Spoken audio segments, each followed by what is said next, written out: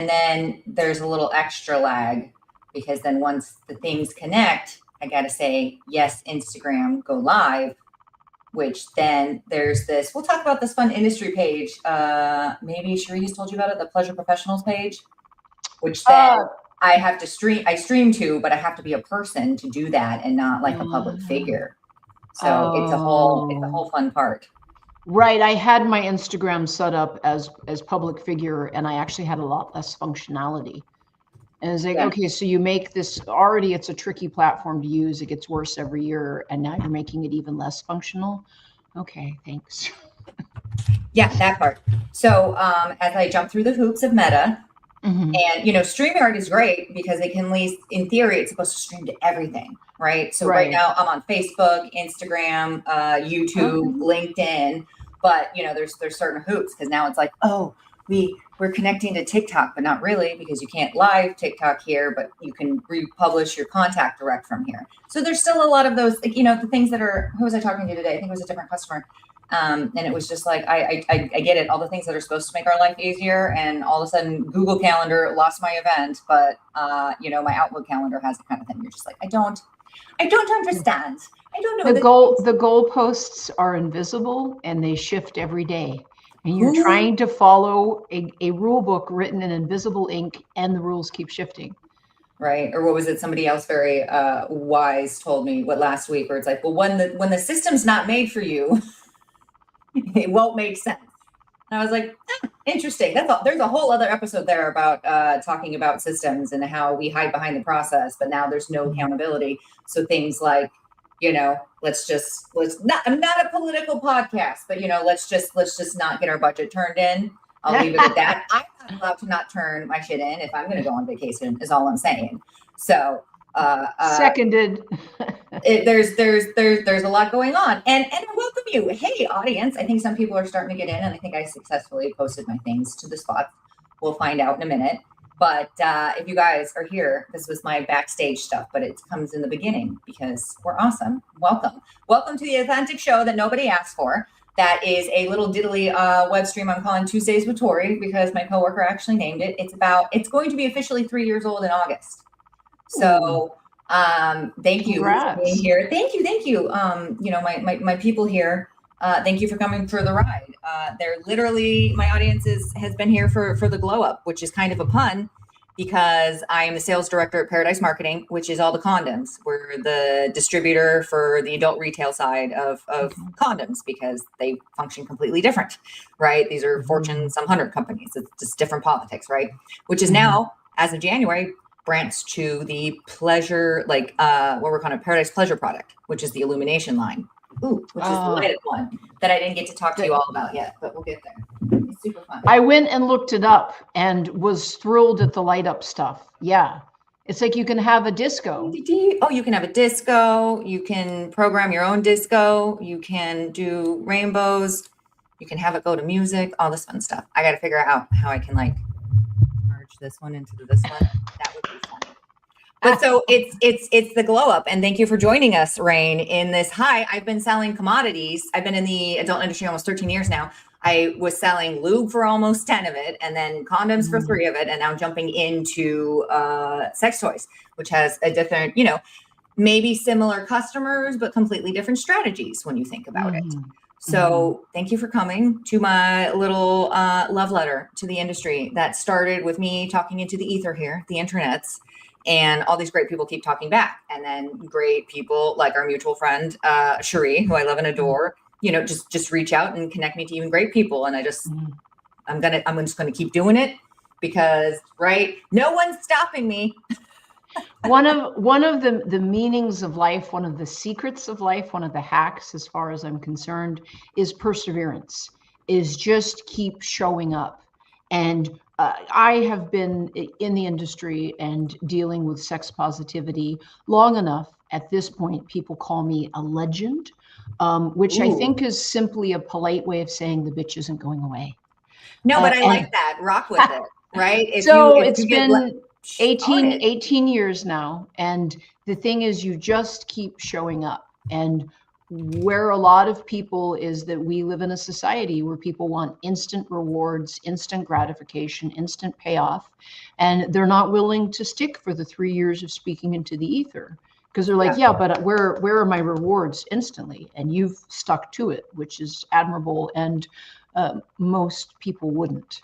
Well, there wouldn't be a path for me if there weren't the legends like you, lady, right? Like we were talking a bit behind stage, and we can talk about it later, like your experience in actual podcasting. I'm just lightly using this as a podcast term.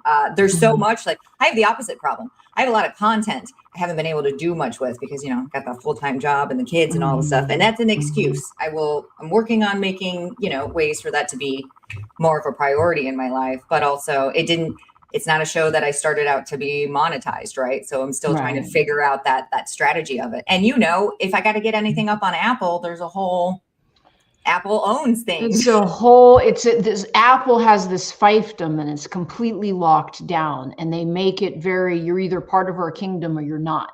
And so I no longer have an Apple. I no longer have an iPhone because I ran over my iPhone, and then I backed up.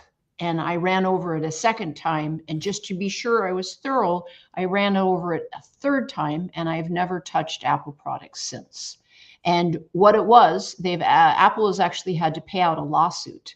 They do planned obsolescence where your phone will work until the upgrade happens. And they're like, whoops-a-doodle, you didn't buy the new iPhone. It's totally 100%. Just a quinky dink that your phone, which was working until the new phone that we got out last week, suddenly isn't working. Oh, that's amazing.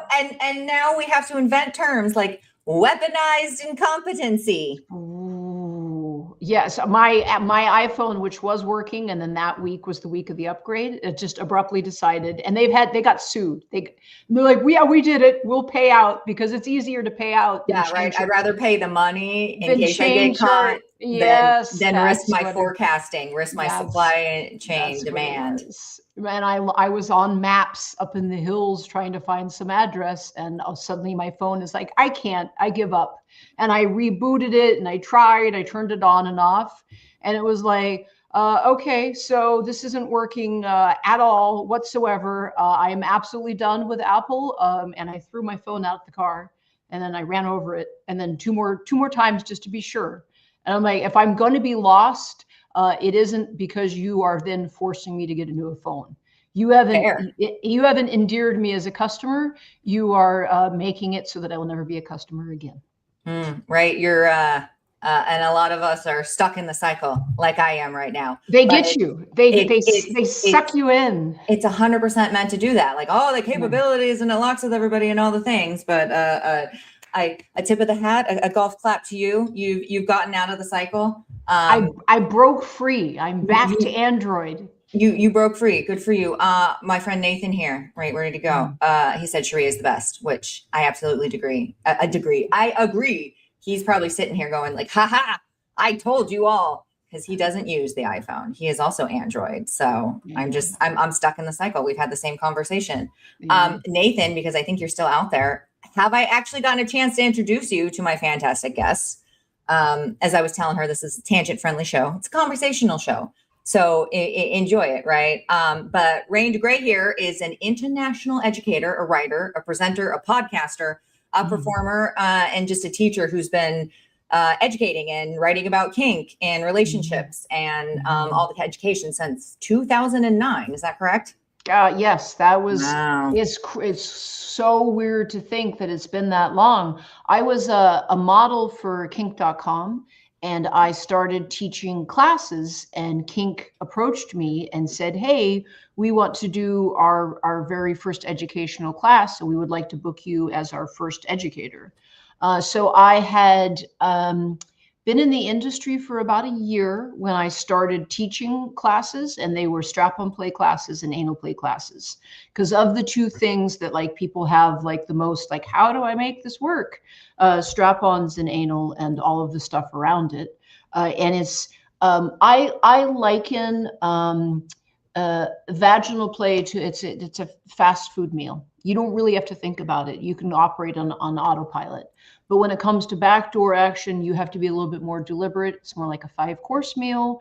You have to have some care and consideration. Now, I know people that are like, I do no such thing. I just Russian roulette it and hope it all works out. And I'm like, you are a bold camper. Yes, Yeah, you like are. you do you. I'm so happy for you and your experience. I also require a lot more when you need to take me to the beach. I need shade and sunscreen and water. Like I'm going to require more when we do these other things. It's just your needs of your partner, right? Right. It's so I started teaching classes because it was all the stuff I had learned along the way. And one of the things that I find invaluable for education is I like to teach by, this was what went wrong for me. These are the mistakes I made, and I'm going to share them with you in the hope that you will not make those mistakes. Ooh, okay. Listen in, everybody. Lean in. This is good stuff. So, if you do, you want the story of how I taught my? Please. Okay. Let's do it, because then we do still need to. I need to shout out the, like, you've also taught in universities. Oh like yeah, no. Finish Northwestern. We so tangented. Okay, we'll tangent, and then that'll be the next question, right? This is what we're doing. So I'm going to finish your cool call outs. Okay. Because somebody's got to do it. Sometimes you hear shit out loud, right? Okay. So Miss Rain here has also taught in like universities like Harvard, Northwestern, to majority industry events and platforms across the space. She's also known for making complex topics feel approachable, something I am very passionate about. Practical and actually usable in real life, because, I'm sure something we have in common among many things is there's a lot of misconceptions about condoms and or zero education, right? So welcome, fabulous audience. The voice behind the Dirty Talk podcast that maybe we're going to reinvigorate here. We should all go listen to.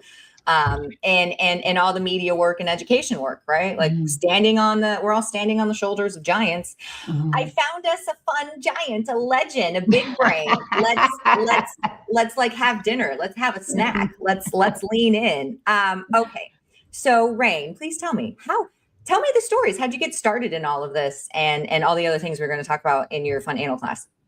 Okay, so yes, I'm actually teaching an anal play class and a strap-on play class next month in June for Kink. And it will be both in person and streamed live.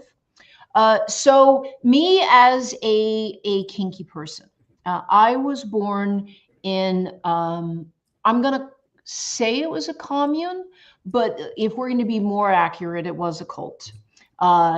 Guru, white robes, chanting, tofu, meditation, celibacy, very strict rules and codes for conduct, where sexuality wasn't shamed. I had no negative baggage around sexuality, but I was also in the commune. It was very strongly reinforced that sexuality was a weakness. It was very mundane. You were a householder. You were, falling to lower, more animalistic urges. And if you were more enlightened, you wouldn't have these base animalistic sexual desires. So in the commune, it was worldwide, but the area where I was, there was roughly 2,000 members and 22 children. So there really were not a lot of kids happening. And I was given zero sex negativity. And as much as the commune was like, you shouldn't be banging because we're all going to, align our chakras and we're going to achieve the white light. And sex is the last thing in the world that you would want to even bother wasting your time with. Very keep all your energy. That's powerful. Well, except for the fact that the guru had 4 spiritual wives, that he was. There's always a catch. The guru was like, don't drink, no meat, no smoking, no sugar, no white flour, no sex, no children, fasting, celibacy, yoga, meditation, except for me. I'm fucking all of my wives and drinking my face off. But do as I say and not as I do. It made me. There's a whole other topic of leadership. What does that word actually mean? One of the stories in the commune that was this profound example of this strong, powerful, healing energy of the guru is that there was this woman and she had a bad back, But the guru was so powerful, he used his magic healing hands and he laid it on her back. He did laying on of hands and he fixed her back. But the lightning bolts shooting from his hands were so powerful, he did accidentally leave a scar on her back, but her back was fixed. Except for the fact that really what had happened is that the guru was drunk and fucking her doggy style while smoking a cigarette, and he dropped the lit cigarette on her back and scarred her for life. But it was rewritten and polished nice and tight, which was, the guru fixed your bad back, he left you with a scar, but that's just how powerful his healing hands are. Anything can be rewritten. That's I was like, wow, that's an interesting take on Polish, propaganda and media and controlling the narrative, right? Maybe not a great example. Controlling the narrative. So I left the commune when I was 16 because I said, I don't know who God is, but I do know that he's not a fat, bald guy from New York with 9 wives. I did say 4, didn't I? How did it go up to 9? How did it go from 4 wives to 9? I'm so glad you asked. I was assuming that was because when you started, he had 4. And then as you left, we had 9. So according to the guru, there are 7 stages of enlightenment. And he is the 7th and final stage, white light, fully enlightened. And most human beings are hanging out at the 3rd or 4th stage if you're particularly advanced. But the guru's 4 wives had gotten up to the 6th stage of enlightenment. They were so close to the guru. He's the 7th stage. He's the most enlightened. The 4 wives are at stage 6. Then something happened. Can you guess what happened? Go on, try to guess. All 4 wives committed an unforgivable sin. Can you guess what the sin was? Talking back. They hit their 40s. Oh, aging. The other one. No! And your voice. Oh no, we aged. They got into their 40s. One of them was an ex-Playboy bunny. So, and as a young tadpole who was born in the commune, I watched these 4 women, these Kanyas, the wives that we were told are at the 6th stage of enlightenment. They're so close to full enlightenment. They've done everything right. Man, talk about a narrative, like a different narrative. This is so interesting. Thank you for sharing. They hit their 40s and then suddenly they weren't with the guru anymore. And he had 9 wives that were much younger. And I said, wait a second. Why you messing in 9s now, sir? That's not your number. I smell bullshit. And the thing is, we all, humanity, to be human is to have an ache. It is to have a hole in your soul. And we attempt to fill that hole. And we fill it with food or children or relationships or alcohol or sex or religion. And what I saw growing up in this commune was that I was surrounded by thousands of miserable, unhappy, aching, neurotic people. And daddy was going to tell them when to get up, where to live, who to be with, how to eat, what to wear. And you would be content and happy, and the hole in your soul would be filled. And from birth to 16, I'm in this commune, and I'm like, none of you are any more enlightened, but you're older and more neurotic. So all of this I'm not quite seeing this literally the light at the end of the tunnel. The cons are starting to outweigh the pros here. Right. And so I left at 16. And the thing is, I will have to say that for a cult, you really had to want to be there. They did not try to retain you. So for you to stay in the commune, you had to do the practice at least 8 hours a day, which is meditation 3 times a day, yoga, puja, studying the guru's word, fasting, serving the sanctuary. And it was very hard to. But didn't you have school? When did you get to go be a kid? I was homeschooled. With the other 21 kids, right? I was homeschooled. I have 0 education. According to the United States Constitution, a religious organization can tell their adherents that 2 + 3 equals green, and that's legal. I got empty school credits for making tofu for 300 people, for raking the lawn on the compound. I had no education, and we're now in America, there's this huge resurgence of homeschooling. It's like, we're going to save our kids from sex and drugs and school shootings, and we're going to educate them at home. Well, I'm an example of having been educated at home. And it is true that I've lectured at Harvard and Northwestern, and it is true that I'm not dumb, but I have this huge stumbling block that I have to deal with every day where I have zero education, because the commune and my parents are like, you don't need education, baby. You're going to be enlightened. All of your chakras are going to line up and you're going to hit the white light and you won't need algebra. I don't know how to do my multiplication tables. I know how to do yoga, and I can cook tofu in bulk. But it's not like when I left the commune, I had no negativity baked into me about sexuality. But I also had no education, no social skills. No idea about like doorbells were overwhelming. I grew up with no TV, no radio, no newspapers, no sidewalks. I was, wearing white robes and eating tofu and hanging out under a pine tree on the side of a mountain. So it was very. I mean, that sounds good for about a minute, but my whole life.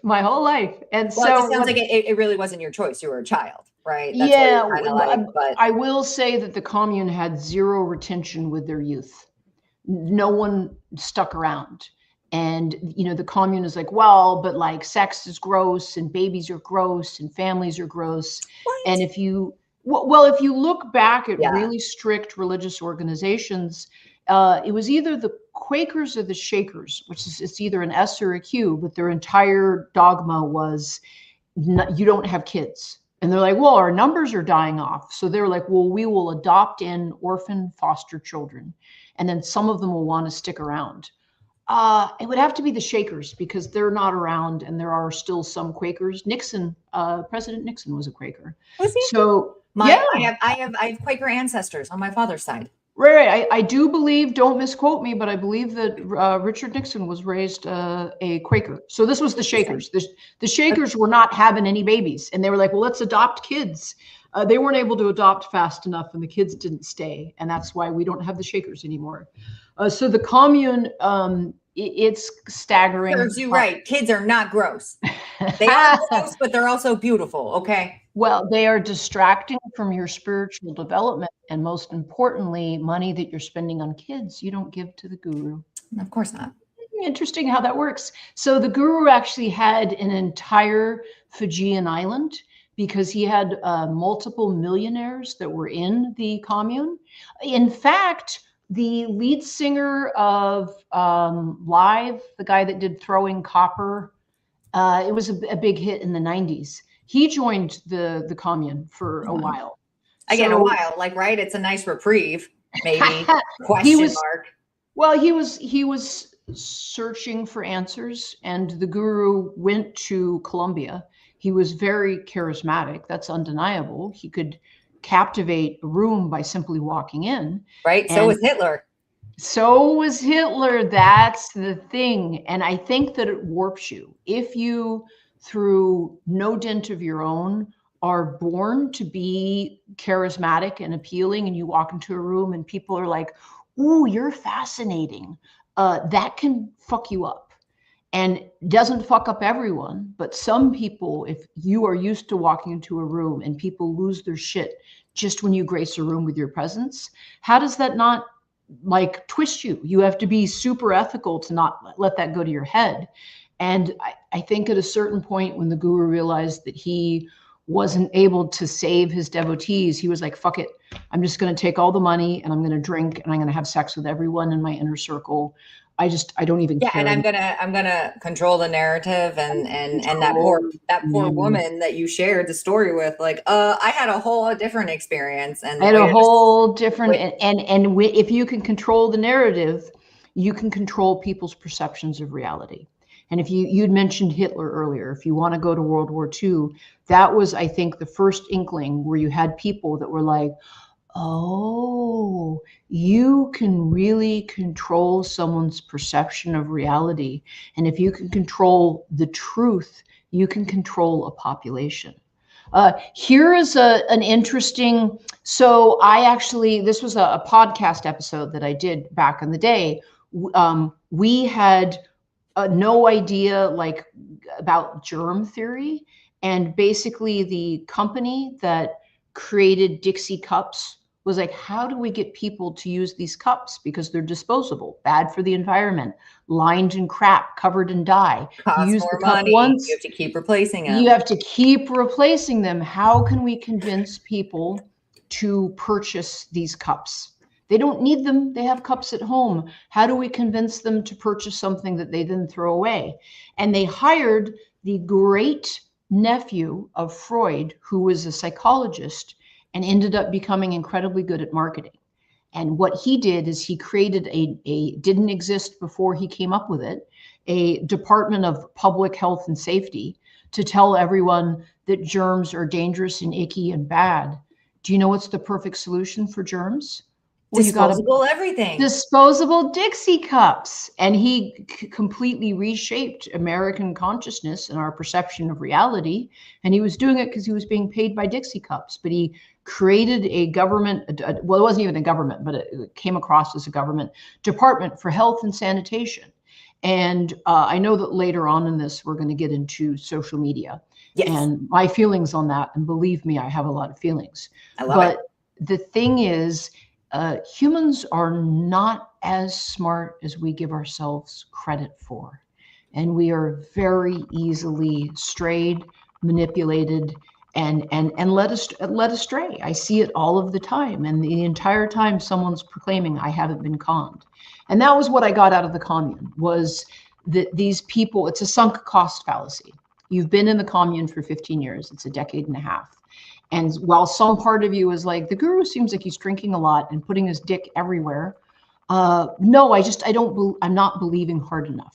Yeah, like I'm not seeing the whole thing. I'm missing a piece of the puzzle. It's obviously not what I'm seeing. It's something wrong with me. If you admit that you've been conned, then you are the fool. And people, it comes down to ego. And people don't like, some people would rather die than admit they're wrong. And once you get someone to buy into a con, they're much more likely to stay, because if they back out, they admit that they've been a fool, and people would die rather than be subjected to that. And I think what is that? Like, what? It does nothing. Like, I feel like some marriages end up that way. You know what I mean? Like, we hate each other, but we're going to stay here. Like, it's just, so I am neurodivergent, and it is both a stumbling block and I believe a superpower simultaneously. And one of the ways that it's a superpower for me is you can't embarrass me. The world doesn't end if I was wrong. You learn, you course correct, and you shift. And people would rather die than admit they were wrong. And I'm like, your ego's not that precious, baby. But I have to factor, when I'm conversing and interacting with other humans, they have this really delicate bubble of ego. And you can't in any way bruise or injure the ego, where people lose it. And then that ego has a narrative. At least that's how I imagine it in my storyteller brain, where it's like, they've made up an entire, like, your brain has already profiled and clocked me in 30 seconds. Right. And I have no, like, I couldn't have even said anything, and I have no control over that, right? I used to think I could, like, over explain and people would understand. No, your brain is going to just do this until something else changes. Right. So we pick up a huge amount when we look at people, whether or not we're conscious of it. The second in looking at someone, within 5 seconds, we have a general idea of their intelligence, their health, their social economic status, frequently their political leanings. And we are always communicating a story to people.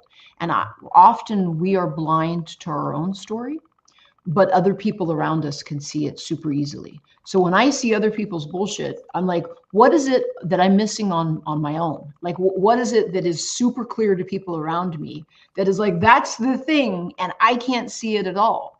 So kind of like, I give great advice, but I won't do the things that I know I need to do, kind of thing. Right? Like, I'm always like, and I'm working on it. Right.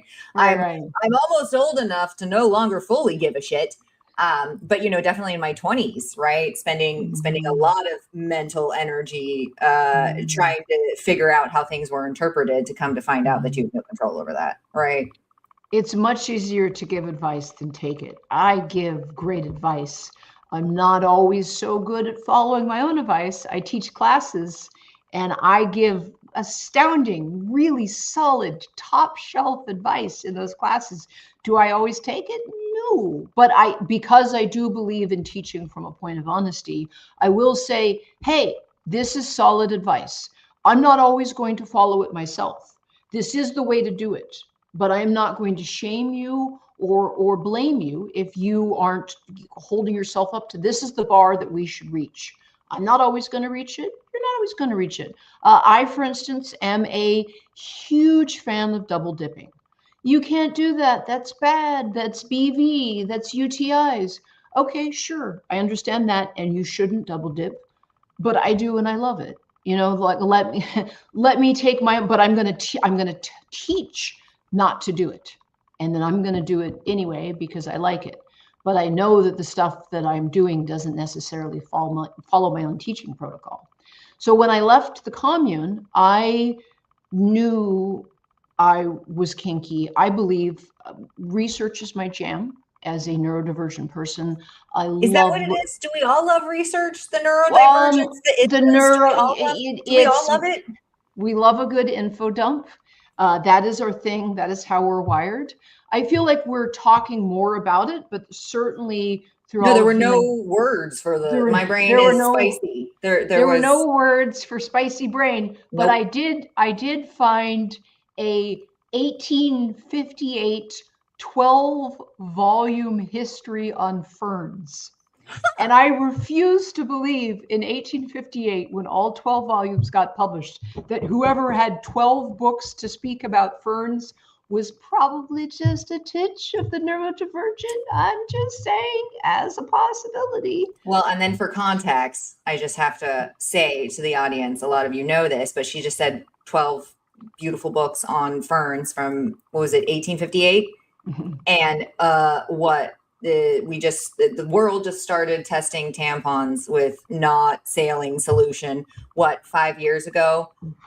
We have less than 20 years of research on PMS. And what was it? Literally just 4 years ago did we even start double-blind studies on HRT. So here's the thing, you and me, sweetie, we're not real humans.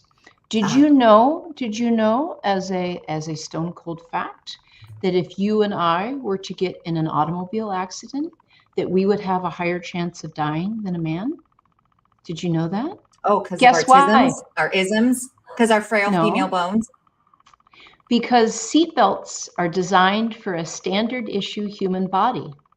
What's a standard issue human body? It's a man. It's got a penis. Everything is set up for a man. So if you and you're with your partner and you're in a car and you're both seat belted and you get in an accident, they have a higher chance of surviving than you because they have a default human body. And you and I do not have a regular issue human body. We're not real humans. We're secondary humans. And if you want to, we were doing drug studies. It is atrocious and egregious and infuriating to me that because we committed the crime of being born into a female body, that we are not considered real humans. So this is an example that I give. You'd mentioned my podcast. I'm looking for a new host. So me and my podcast co-host had the same insurance, and we had the same procedure, which is a hernia procedure, and we had it in the same week. 2 people, same insurance, same procedure in the same week. Okay, go on. I love story time with Rain. I woke up in the recovery room and they said, "Oh, sweetie, we have no pain medication for you, but what we're going to do is we're going to prescribe you Tylenol. But the pharmacy is out of Tylenol, so on your way home, if you could stop at Target and get a bottle of extra strength Tylenol, that's what's going to hook you up. You have a good day. Good luck with that hernia." Sounds like the people that also are like, well, the cervix doesn't have any nerve endings. No nerve endings in a cervix whatsoever. My podcast co-host had the exact same procedure through the exact same insurance in the exact same week. They were given medication before the surgery because they didn't want them to be uncomfortable, distressed, or in pain. And after the surgery, they gave them a boatload of drugs and they sent them home with just a shopping bag full of goodies. Can you tell the difference between me and the other person I was talking about? Someone has an extra chromosome that the other doesn't.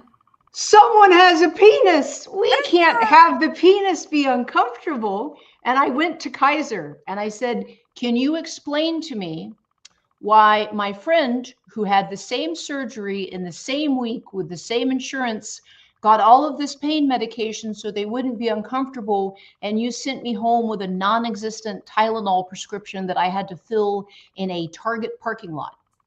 Yeah, like I'm not supposed to drive right now or walk, but I can stop at the pharmacy.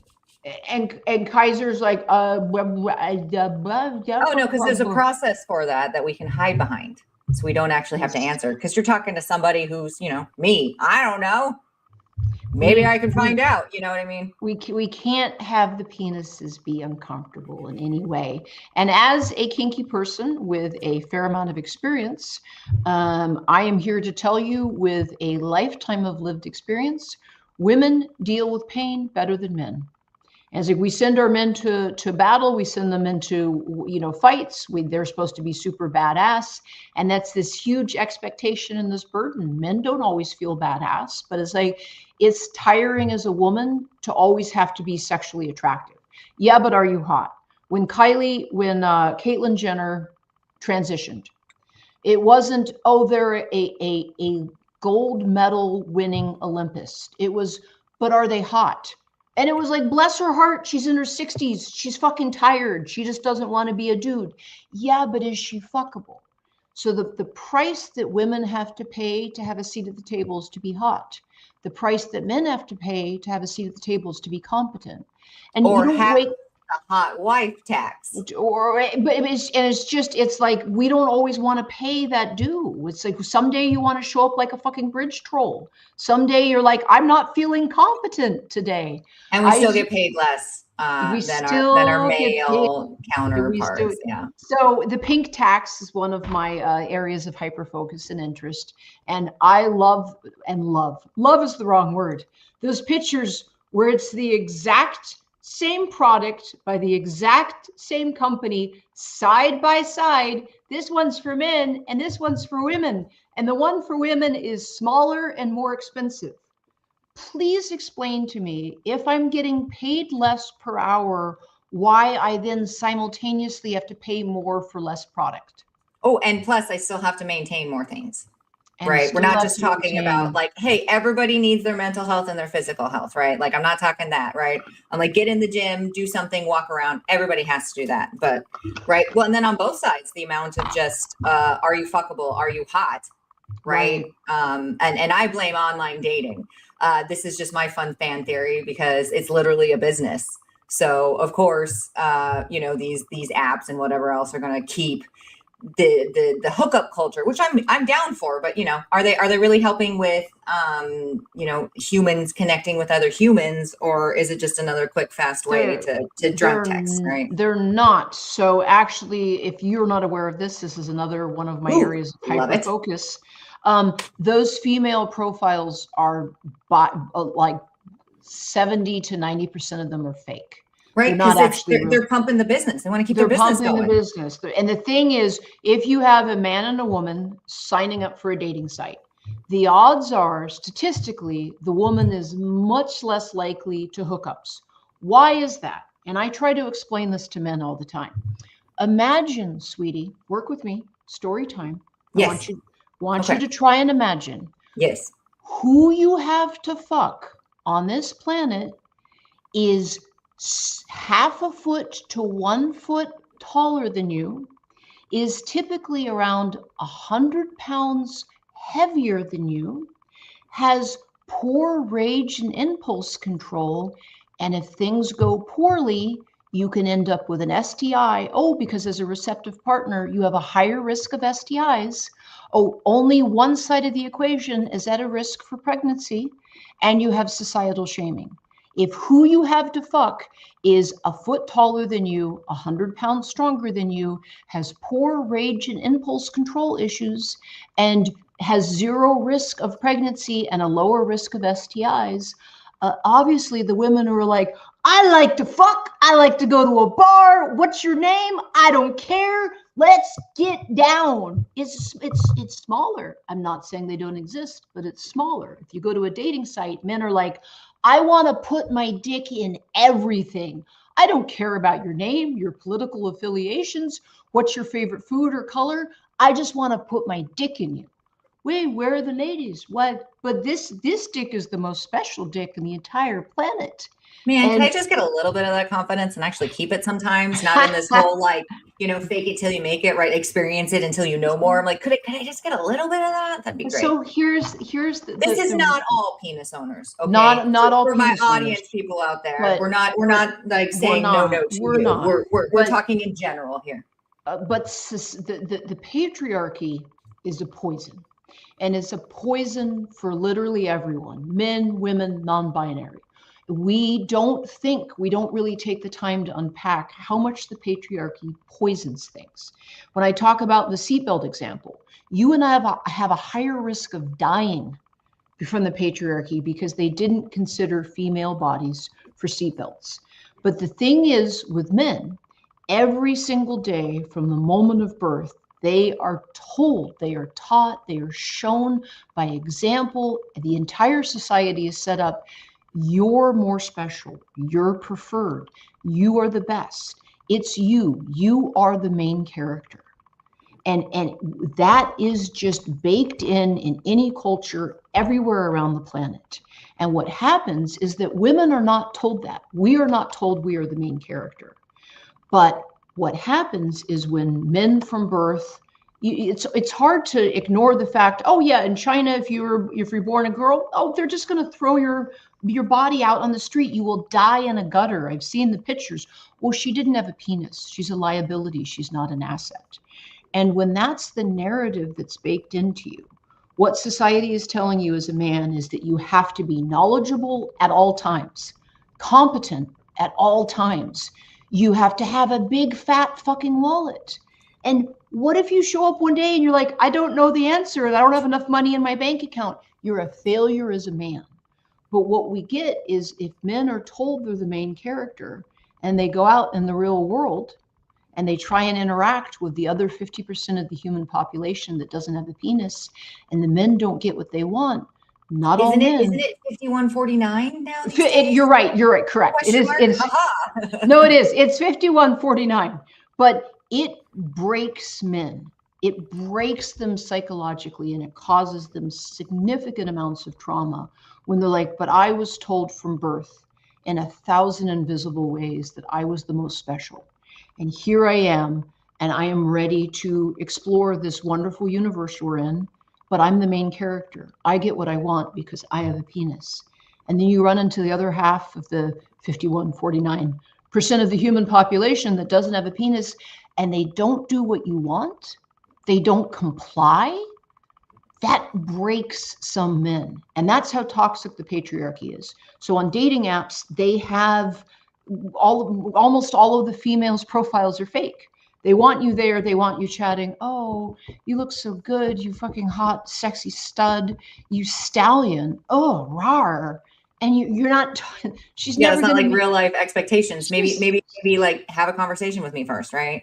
She's never going to meet you, and you're also asking for a woman to take a significantly higher risk. It's not just the pregnancy, which you don't have to deal with. It's not the fact that they have a higher chance for STIs, fact, and societal shaming, which you don't, fact.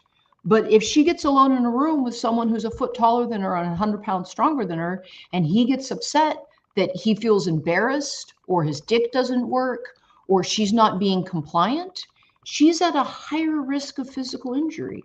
No wonder you can't talk women into. Is this like, would you rather be alone with the bear or the man? Right. And men are furious that women pick bear. And the thing is, no one is shaming you for being killed by a bear. No one is saying, but you shouldn't have had that drink. But what were you wearing? Yeah. You What were, were you wearing? How did you look? you were flirting with him. You were leading him on. Here's an example. Once back in San Francisco, I was sitting in my car by myself, and the car door was locked.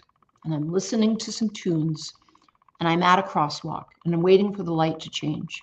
And I'm holding my steering wheel, and I had just a thought, a cool thought, and I started smiling. Oh, and a man stopped in the middle of the sidewalk, looked at me through my windshield and was like, me? And he stopped walking. And I'm like, my dude, keep walking through the crosswalk. I'm the main character in my movie up here, dude. You were not invited. It's not about you. Well, I mean, the thing is, I am super cognizant. I'm not the main character. I've made my peace with that long ago. So I have not. I am the main character up in my Delulu head here. All right. Sweet. No one can take that away from me. I will be my own main character. It means, yeah, I filter the rest of my life. I'm disassociating like a motherfucker. Okay. It's amazing. So the bear could just kill me. Sorry. Humans in general, one of the steps that we have to learn that's really beneficial for us is to make our peace with the fact that we are not the main character. And it is very hard for humans regardless of gender. What was Galileo's great sin? Discovering the universe. He made us small. He made the crime of saying the earth revolves around the sun. And not the sun revolves around the earth. And the church lost their fucking mind. They're like, we're going to kill you. What are you doing? You can't say, we are God's chosen people. The earth is the center of the universe. The sun revolves around us. God put the sun there. It's us. We are the main character. We are this fucking center. And Galileo's like, well, scientifically, actually, no, that's not how that works. And the Catholic Church is like, we can't. We're all part of a bigger universe that we don't understand. Nor I'm not a god. I don't need to understand all of that stuff. One of the great for me, the great benefits was to decenter myself, and I love myself. I love being me. I am endlessly entertained. I don't have to watch TV. It's a TV show in my head. It is so fun being me. I am never bored, but I'm not the main character. The world doesn't revolve around me. And when there are another 8 billion people on this planet, when we walk out our front door and we're like, but it's me, I'm the main character, me, I, my needs, my desires, my wants, you're going to be constantly frustrated. Well, I guess I should say in the narrator, the storytelling part, right? I'm not the main character. The world does not revolve around me. That's a lot of responsibility. I don't want a lot of responsibility. I don't want that much responsibility. But in my story, I'm my main character. Oh, yes. Okay, right. Yes. Okay. So yeah, in no way shaming you. But what I see online is when people, regardless of gender, when their narrative, when their starting point is I'm the main character, they then react incredibly poorly when they don't get what they want, when the world isn't handed to them on a silver platter. What I forgot to tell you, as we've just met, is I am a recovering people pleaser. Oh, so this is a good shift for me. Okay, it's a good actually shift. Stand in my own and take up my own space in existing. Gotcha. Okay, I am not a people pleaser. No. I said about you. I'm like, this is great. Look at all the fun sides of the coin here. So the thing is, I hold myself fiercely accountable, and accountability is important. This is one of the things. Yeah, especially if it's your sales team, if it's your children, if it's just your friendships, your relationships, whatever it is. Kind of back to what you're saying. You're like, I don't know why a lot of people keep this power or because it's the ego. People are terrified to not be the main character. They're terrified to be wrong. They're terrified to not have them. Tell me something else. Because you're going to learn. Yeah. I mean, it's just like life is about learning. So don't know what you don't know. You don't know. One of my personal mottos is that knowledge is like arrows in your quiver. And the more knowledge you have, the more you course correct, the more that you encounter mistakes and are like, let me do something different, that's more arrows in your quiver. I'm always going to want to be learning. But my two mottos when I wake up every single day, 7 days a week. The first thing that I do is I remind myself that I'm going to die. First thing, step one, you are going to die. Step two, I ask myself, how can I be less of an asshole today than I was yesterday? Always take inventory, even if it's awkward or uncomfortable. Be willing to look in the mirror. You're not always going to like what you see, but you have to be willing to make shifts. And as I did home health care for 7 years before I got in the industry. So I walked a lot of people through the dying process, a lot of people through cancer. And we do ourselves a disservice by pretending we're never going to die. Yeah. And we do ourselves a disservice by being in denial. I don't want to talk about that because it's awkward and icky and uncomfortable. And if I can ignore it, it'll just go away. No, it won't.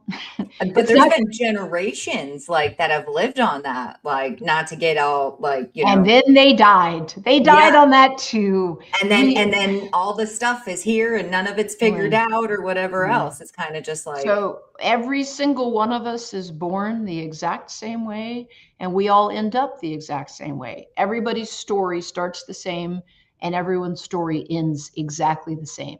No one is the exception. It's what you do in the middle that counts. And I'm very invested for what I can do in the middle. I have no control over the beginning or the end, but I have a fuck ton of control over what happens in the middle. And I am as a polyamorous maybe person, not control, but you can control how you react. Maybe like not I can't control the weather, but kind of thing, you can't control the weather, or what's going on in the choose, world now, kind of thing. Like it affects our business. Not to have that drink and get in the car. Yes. You can choose not to have that confrontation. You can choose not to have the third slice of cheesecake. There is a surprising, we can't control climate change or politics. But like we can choose our choices. We can, and this is one of the things that people get upset when I say, it is astounding how much of the stuff that we are suffering and we self-report that we're suffering is our own actions. I feel terrible. You had 5 drinks last night. They broke my heart. They fucked all of your friends before you started dating them. My blood pressure is out of control. You ate an entire cheesecake in one sitting. Like, I have no money. Right. You haven't left the desk to go take your walk like you need to stay centered or whatever it is. Yeah. And it is taking care of ourselves. The thing is that our bodies are always talking to us. Or being accountable. That word you were saying again, right? Accountability. Like, even if you fucked up, just be like, I fucked up. And the thing is, I get it, because when someone comes to you and says, you fucked up, your first initial gut reaction, no, I didn't. What are you talking about? Yeah, like, you get defensive. No, but and the maturity of getting on top of that and being like, hey, I could have fucked up. You know what? The world hasn't come to an end. My dick hasn't fallen off. I fucked up. I'm still here. I'm talking about a gender neutral dick, obviously. But like this is the metaphysical dick. The metaphysical dick. Okay, so how did I get in the become a kink educator? I know. Okay, like right back to the. Okay, wait. I do need to. Some people are having some fun things. So Leah, if she's still there, she's actually in the hospital right now, recovering from a nasty lung situation. So I'm glad she was able to tune in and say hello. But she wanted to know, when you were having, you're talking about your procedure with your co-host. Was it when was it? Was it during COVID? It was with COVID, but COVID had absolutely zero factor because the operations were still happening. So during COVID, 2 people with the same insurance with the same operation in the same week. Oh, she's here still listening. Haha. Love you. Right. And we were treated wildly different. Please explain to me, if during COVID, when you have 2 people having the same operation in the same week with the same insurance, one is sent home with a non-existent Tylenol prescription and told to stop at Target and get some extra strength Tylenol, and the other person is given an entire goodie bag of, we don't want you to feel any discomfort at all. So COVID itself wasn't actually the factor with that. I have a friend who is I'd say more of an acquaintance. I don't want to use the word friend too lightly, but they are a full-time Kaiser ER nurse. And they're like, oh yeah, sure. I had my second kid They cut me open. It was a C-section. They sent me home with Tylenol. And I'm like, yeah, they sent you home with Tylenol and a whole baby and no and a whole sleep and baby like and no what? sleep. And then I gotta like hold my insides in again. Like what? Yeah, but you don't have a penis. So, if you say that you're in pain, you're hysterical because your womb is wandering. You don't know what you're talking The about. whiny woman syndrome. Women are not to be trusted. Leah said that maybe males get more pain meds because women have higher pain tolerance, which is true. She's absolutely right about bots and dating sites. Even in the old day, clubs would let females in free and limit how many men could come in the club. It's a market for men. Women have different incentives for partaking. So that's a two-part thing. Yes, women do have a higher pain tolerance, but here's the other thing. Women are told we are hysterical. Women are told that we're imagining it. So I not only had a hernia, I also had a full hysterectomy. I have no more uterus. It had to be ripped out emergency through my belly button. And I went to Kaiser for 5 years and I'm like, Kaiser, my insides are rotten. And they said to me, sweetie, you just need to get a hobby. Your pain's like have a radio. Glass of wine and get a little date night in. Your pain's like a radio dial and you're just dialing it up. So you need to focus on something else because it's just your little female brain. You don't know. And I'm like, because this is what's taught, right? This is what's in women, female doctors would look at me and tell me that. And I'm like, I'm not hysterical. I'm not insane. I'm not making this up. And when you are invalidating me and telling me I am a shrill, hysterical, illogical female that needs to get hobbies. So I had the hernia operation set up. This was during COVID. That's a great question. And I brushed my right hand against my abdominal wall and I felt something roughly the size of an orange. It was about yay big and it was on the left side. And I was in so much pain, I couldn't stop crying. And I went to the ER, had my mask on, COVID, and they went and put me through the MRI machine. And a doctor, he was a man, came into the room and he said, well, Rain, I've got good news for you. And he's holding up the test results. I just finished looking at the MRI and you do have stage 4 cysts that are growing toadstool sized on your uterus. So I had reverse fibroids. Stage 4 is the worst stage you can get. They're basically mushroom shaped. But that's good news. And the toadstool stem had gotten so long, they'd looped around themselves and knotted and had actually cut off their own blood supply and were liquefying inside my body, which is incredibly painful. You can't get worse than stage 4. And the doctor said to me, you don't have a hernia. No. But you do need an emergency hysterectomy. And I looked the doctor in the face and I said, sir, I had my first hernia operation at 5. I'm wearing a dress. I can lift up my dress right now.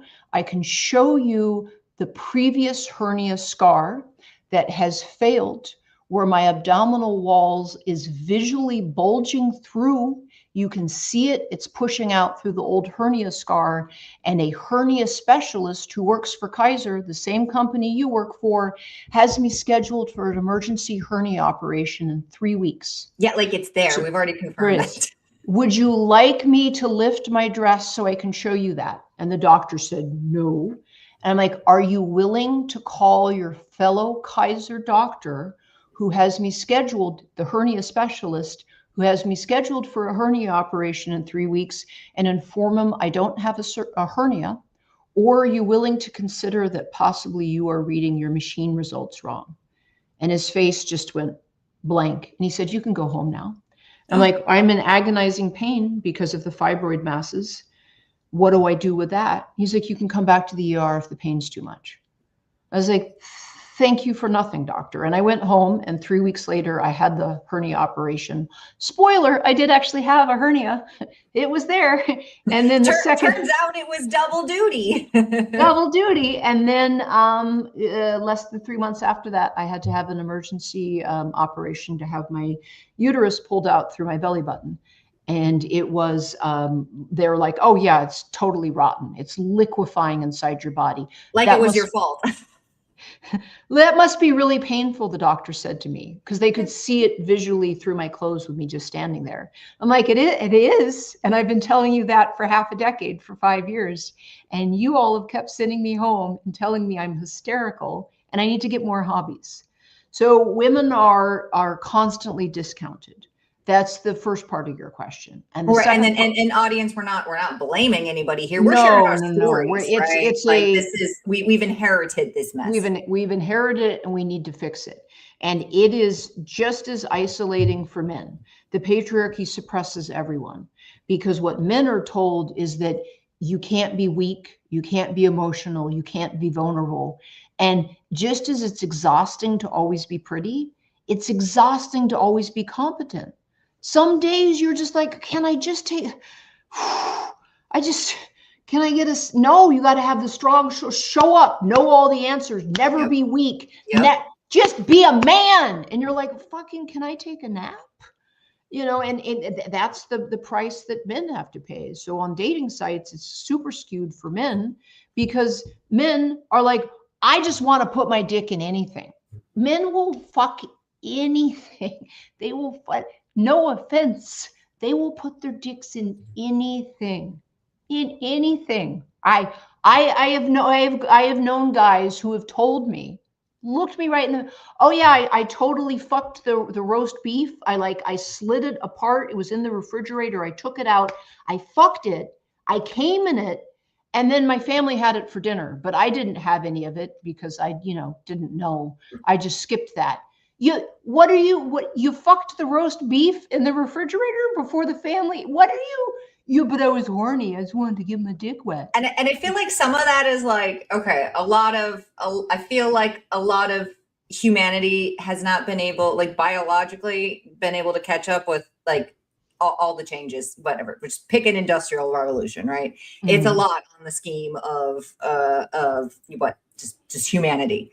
Right. And things are going faster. So like some of that I have to, okay, we'll give some people some credit where it's like, you were supposed to be so horny that it gave you courage to go talk to a girl, right? Mm-hmm. Like you needed to want something, and you wanted to leave your tribe so we would have less inbreeding situation. Mm-hmm. But man, some of it is this well, and then vice versa. I hear lots of stories from educators people that have healed extensive trauma through some sort of sexual either enlightenment, education, some sort of power exchange, right, has been able to heal other things. It's very interesting. So that's when I left the commune.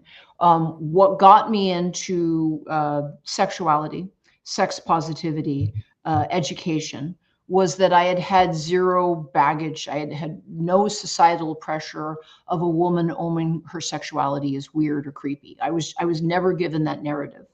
So that didn't register with me at all. And as someone who's really into research, I got super into kink and the lifestyle. And if you look back, like you have in the 15th century, you have monks who are flagellating themselves. They are whipping their backs bloody with floggers in this ecstasy of Christ.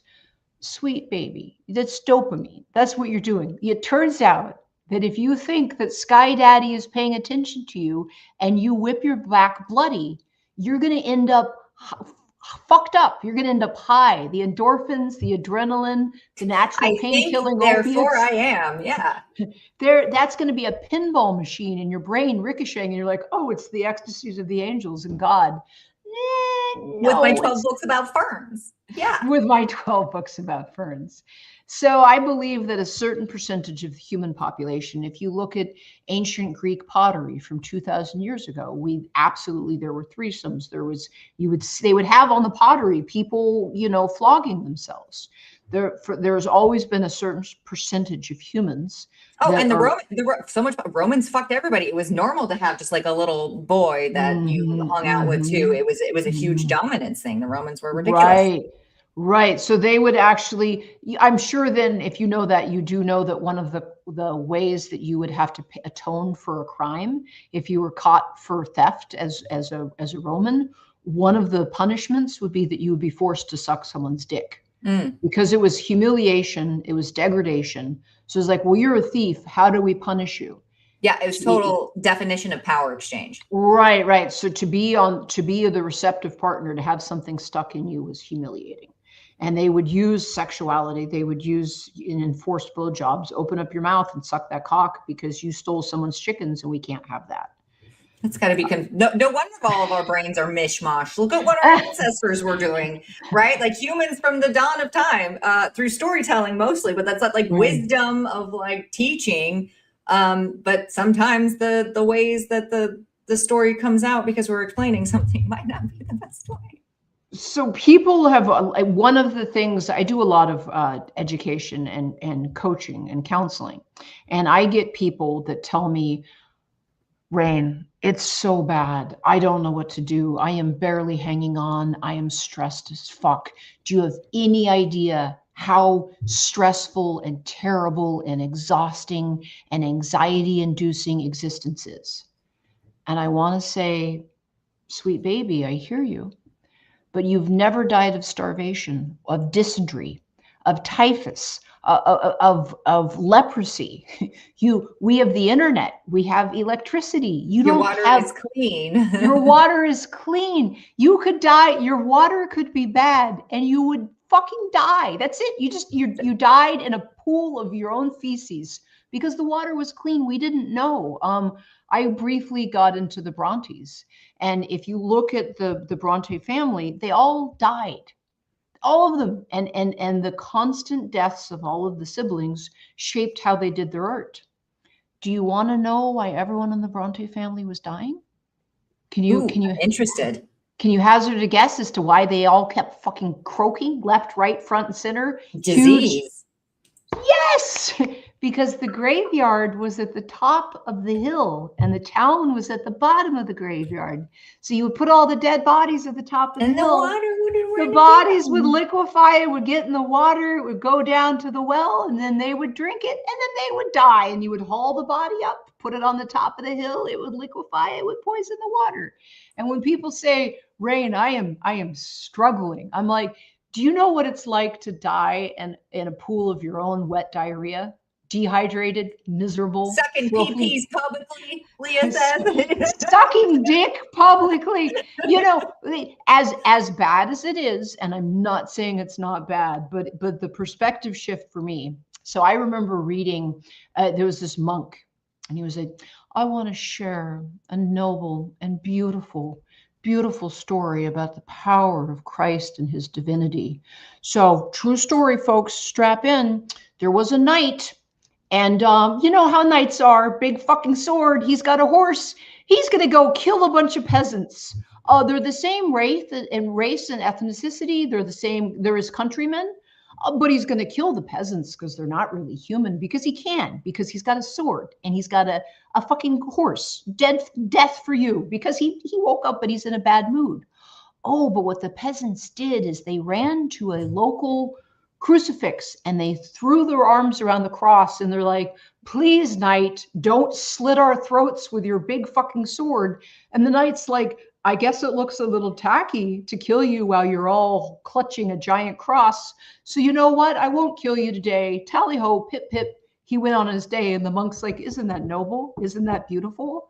And I'm like, yeah, I'm glad the knight didn't kill everyone. But at the same time, like if you're I think he was more concerned about the media than he was about the outcome. It looks bad to kill them all and leave their corpses in the pile around the crucifix. Like, I'm not concerned about killing them. I'm just concerned about what I would leave them. It'd be bad aesthetics. We don't want that. And I try, that is a perspective shift I try and offer people. Are we in the stupid times? Oh, we are. But I think all of humanity is stupid times. Is like, have you King Henry V? They had fleas. Everybody had fleas. There was nothing you could do. You had lice. That's why you saw those big old collars. Right, because it was just like, your fleas would fall off, and they just wanted to put the fleas in the little collar and dust them off later, like fashion and function. The king would put a strip of fur and he would lay it in his bed. And what he would hope is that the fleas would go to the strip of fur and not bite him. And I'm like, Look, folks, as bad as it is, are you lying in a bed, freezing or boiling, covered in fleas, and you're not sure where your next meal is going to come? Probably not. And that perspective shift, we think in each moment is just, no one has ever suffered as much as me. I don't know. Leprosy's pretty grim, man. Parts of your fingers just fall off. You rot from the end. There's nothing we can do. Syphilis, we didn't used to have a cure for it. Your nose will fall off. It rots out your bones. It literally rots your brain. It rots your brain. Have you brain seen the goes... stuff that's coming out where people who are diagnosed with some sort of dementia going back, they had syphilis. It was specifically a lot of non-veterans, you know, that don't ask, don't tell, we don't know what's happened. But and after the initial sores, the syphilis can appear to clear. And you're like, well, I don't need to go to the doctor. Well, 20 or 30 years later, guess what? You have a brain like Swiss cheese. Well, yeah, a lot of times you won't even know. One day it's a headache. The next day you're kind of like clammy. Like it's what they call it, like the mimicker disease, because it's really hard to diagnose. It could be anything. Right. And that's the perspective shift I try and offer people. When people are like, my anxiety, my stress, you have no idea how sucky this timeline is. Yeah, but if you leave your house full of fleas and dirt, there is not some knight with a giant fucking sword who's like, I could kill you if I wanted to. Like, that's the perspective shift. Is as bad as things are, I'm not saying they're not bad. It's never been better than now. As a woman, as a female-bodied person, someone who doesn't have a penis, I have $5,000 worth of dick in the other room. I have much cock, but I don't have one attached to me. There's no point. Anyways. There's no point in human history I'd want to go back. The good old days, women couldn't have credit cards until, was it in New York, till 1972? Right. Again, look at the timeline. Look at the timeline. That's not that long ago, people. It wasn't that long ago. My mom went off to college and couldn't have credit cards. That's just what it was. She couldn't wear pants either, right? Well, my mother, the beginning, right? In the beginning. So my mother had to do a protest, and she was attending college. She was over the age of 18. It was like, you have to wear a skirt. She's like, I don't want to. They're not comfy. And all the students had to get together, and over the age of 18, at a place they were paying to attend, they had to protest and say, we don't want to wear skirts. But it's that level of one of my areas of hyper focus is pockets and bicycles. So any point in human history where women had more freedom or accessibility, people would lose their minds. So if you look at Chinese foot binding, they're like, oh no, it's elegant and sexy to have a little tiny foot. It makes you super feminine. It's making it so the bitch can't run away. You're literally hobbling her. Isn't that just high heels today? Question mark. That's just, high. Whenever I'm in an airport and I see a woman in high heels, I'm like, sweetie, bless you. You are suffering for our viewing pleasure. I know how uncomfortable that is. Yeah, that's work told you to put those shoes on because someone's picking you up at the airport. And I would be traveling in flats personally, but when I see someone staggering like a drunk giraffe through the halls of the airport, and you're like, I've got my heels on, I'm like, I know you're suffering. High heels originally were actually designed for men to help them into horses, and now but it is immobilizing women. So I actually was reading an interview with a New York subway mugger, and he said, well, what I would do is I would just stand under the stairs, and the second I heard a woman walking in heels, I knew that I had someone. The second that I saw her in heels, I knew that I had her, and she wasn't going to be able to run away. And so, hold on one sec. I know it's like we might have gone over time a little bit, but we've been have we already? I know it's been an hour, but it feels like 30 minutes. You will have to come back because we didn't even get to social media stuff. And I feel like I have so much to say. I haven't even gotten to how I became a sex educator. But this is going to be perfect because now we get some backstory on Rain, and then I'm going to have you back like soon. We'll make that happen. Give me one sec. Leah says, I love that you are saying this about the clothing. It's like a little history lesson in here too.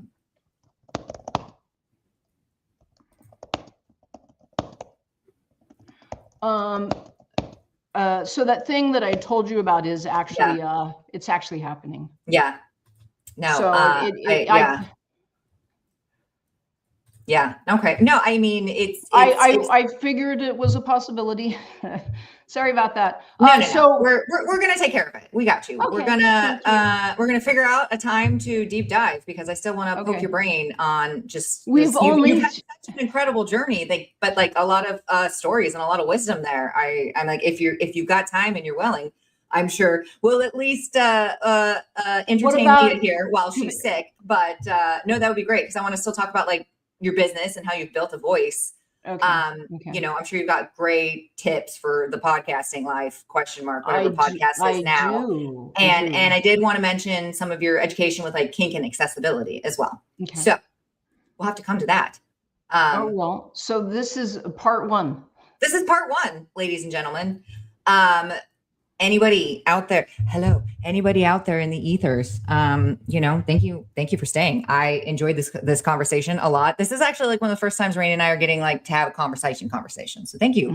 Again, when I started this whole thing, it was like, oh, I would love to just sit in on someone's dinner or someone's fun girl chat where you just sort of feel empowered. Right. And I definitely felt that way today. So thank you so much, Rain.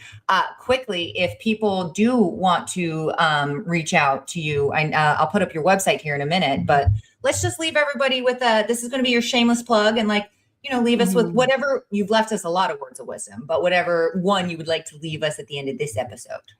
Right. And then a little teaser, right? A little like, I would like to finish telling you about how I became a kink educator. Oh my God, that's going to be so good. It's going to be so good. One day we'll get there. Today is not the day. So I'm Rain DeGrey. No, we had other things we needed to, it's part of the buildup. This was fantastic.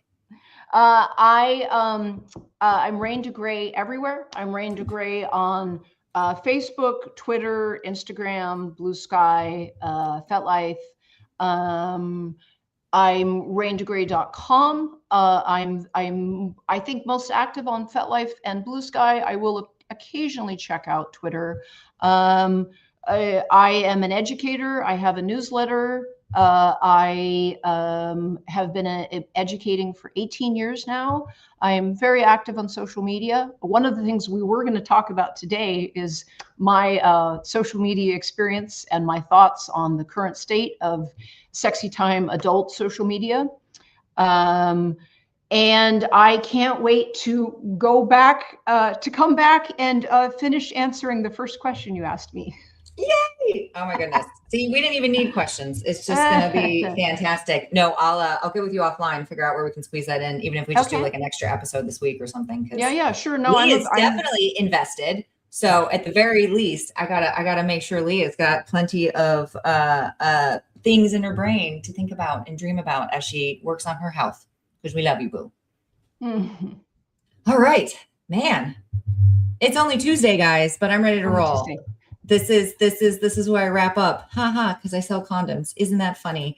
And if you've missed this whole conversation, Facebook will leave this up. Instagram probably deletes this after 30 days, but YouTube is your go-to where you want to go to just kind of, it auto posts there after this is done. And I'll reach out, everybody. If you've got other questions or things you want, maybe we can like pre-plan. Like, okay, now that we've like introduced all the ness that is Rain, like, ooh, we're gonna be like, I got your email. Definitely to be continued. Yes. This was delightful. You are very easy to chat to. Likewise. I have so much more to say. I know it's gonna be good. We'll wrap it for today. To be continued. Right? Save for part 2. Thanks, guys. We'll see you later.